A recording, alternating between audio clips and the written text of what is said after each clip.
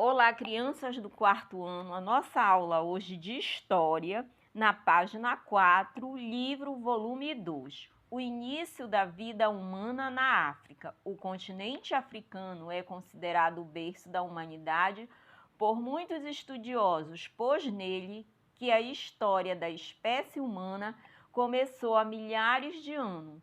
É uma história muito antiga, muito longa, em que os seres humanos viveram situações diversas.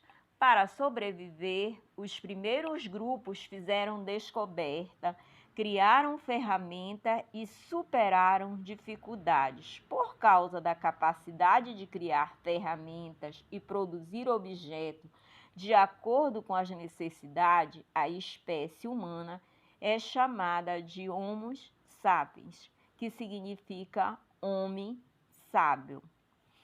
Agora vamos observar aqui os continentes, né? América, a Europa, a Ásia, a África, berço da humanidade. Ainda tem aqui a Oceania. Os pesquisadores afirmam que os primeiros seres humanos surgiram na África, no território onde se situa o Marrocos. Na atualidade, foram encontrados fósseis e ferramentas, itens que pertenceram aos primeiros indivíduos da espécie humana que viveram no local. Fósseis, esqueletos de seres vivos que se mantêm preservados em matérias como rocha, gelo, entre outros. Continuando, como viviam os primeiros grupos humanos? Há milhares de anos, as pessoas viviam organizadas em pequenos grupos.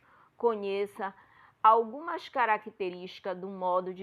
Observem bem essa imagem, crianças. Pinturas. Desde seu surgimento, os seres humanos produziu várias pinturas em rochas representando cenas de caçadas e animais com os quais conviviu. Para pintar, usavam pincéis feitos de ossos, pelos de animais e tintas elaboradas com material retirado da natureza.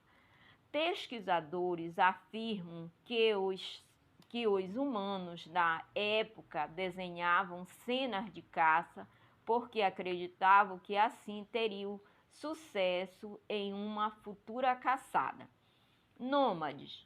Os seres humanos não tinham moradia fixa, mas se abrigavam em cavernas ou cabana por algum tempo. Quando os alimentos do local acabavam, partiu para outros ambientes em busca de comida, mudando-se novamente sempre que necessário. Esse modo de vida é chamado de nomadismo, e as pessoas que vivem dessa forma são chamados de nômades.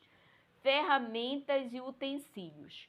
Para atividade diária de caça, corte de alimentos e confecção de roupa, os humanos criavam ferramentas como machados, arcos e flecha, lanças, agulhas e faca. Esses itens eram feitos com pedras, madeiras e ossos de animais. Caçadores e coletores. Para se alimentar, esse grupo caçavam animais, pescavam e colhiam frutas, sementes e raízes. Por isso, esses humanos eram chamados de coletores.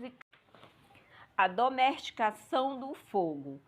Aprender a controlar o fogo foi um grande acontecimento na humanidade que transformou profundamente o modo como viviam os primeiros grupos humanos e permitiu a sobrevivência deles.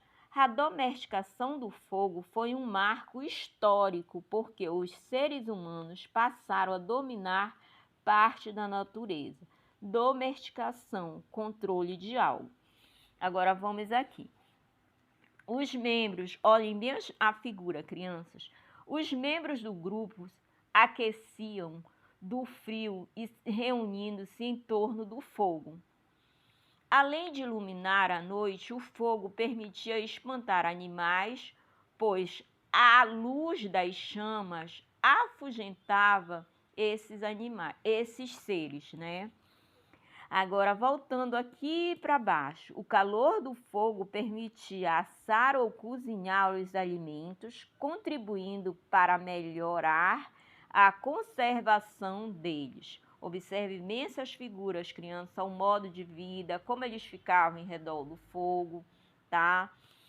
Como ele aquecia os seus alimentos.